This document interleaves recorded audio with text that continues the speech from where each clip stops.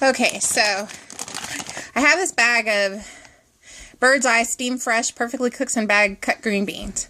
Now, last night I had cooked them in the bag. So today I went to take a few out.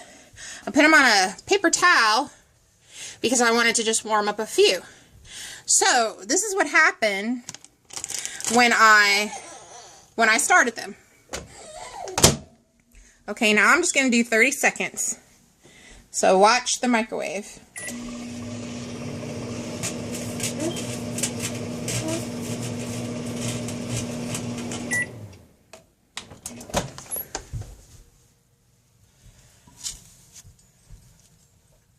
Look at that. So my question is, what in the world is on these green beans? They're making them sparkle like sparklers.